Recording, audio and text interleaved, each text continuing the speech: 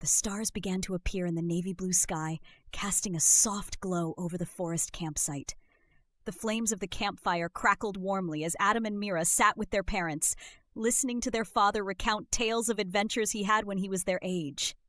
Father Youssef spoke with a knowing glint in his eyes. In the heart of every forest lies a secret. Some secrets are waiting to be discovered, but others— he paused for effect, leaning closer to the flickering firelight— should never be disturbed. Mira's eyes widened with wonder. Really, Dad? What kind of secrets? Adam, with a grin that hinted at imagination running wild, chimed in. Maybe buried treasure, or a hidden city no one knows exists. Father Youssef chuckled, shaking his head. Perhaps, but you have to promise me this. Stick close to the camp. The forest may be beautiful, but it can also be full of surprises you're not ready for. Adam and Mira nodded obediently. But as the stars brightened and the mystery of the night began to grow, so did Adam's restless curiosity. As the moon climbed higher, spilling silvery light over the forest, Adam's adventurous spirit stirred. "Let's go for an adventure," Adam whispered, nudging Mira's shoulder. Mira hesitated, remembering their father's words. "Adam, Dad said not to wander off," she replied softly. Adam grinned, his eyes sparkling with excitement. "Come on, it's just a little exploring. We'll be quick." "I won't let anything happen, promise," he urged. With a sigh, Mira followed.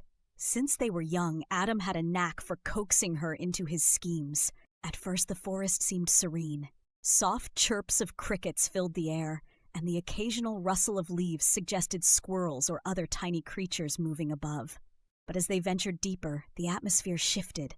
The trees seemed to loom taller, thick canopies blocking out much of the moonlight. The air became colder, heavy with an unfamiliar scent that reminded Mira of damp earth after a storm. Strangely, the usual sounds of birds and insects faded, leaving the siblings encased in a tense silence. Mira whispered nervously, "Adam, something feels off. Let's go back." Adam, determined, replied, "Don't worry, I know how to find my way. Let's go just a little farther. We're bound to find something amazing." And he was right. They did. Between two massive trees gnarled with age stood a peculiar wooden door.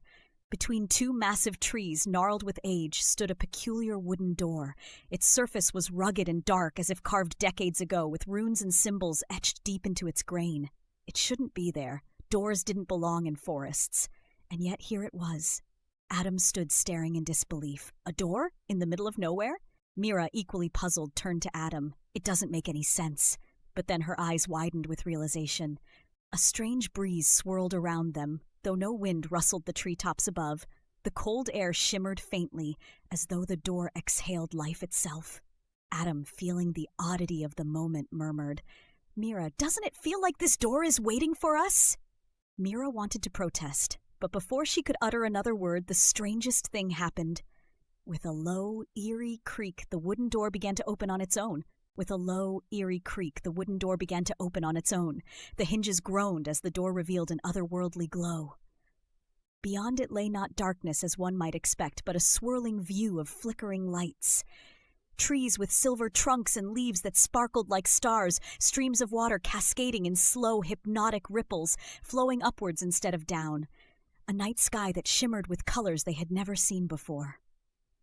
It was beautiful, enchanting, and yet somehow utterly terrifying. Adam, stepping closer, felt the pull of the unknown.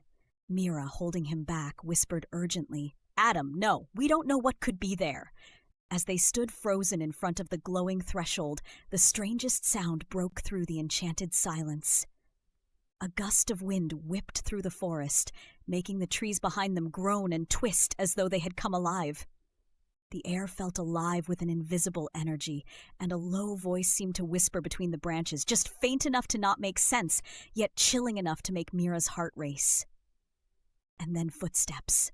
Adam's eyes widened as he barely whispered, "Mira, did you hear that? There's something moving between the trees." Mira, trembling, whispered back, "But we're alone here, right?" Crack! The sound of a branch snapping nearby sent their fear into overdrive. The siblings stared at each other, realizing too late that this wasn't just another adventure.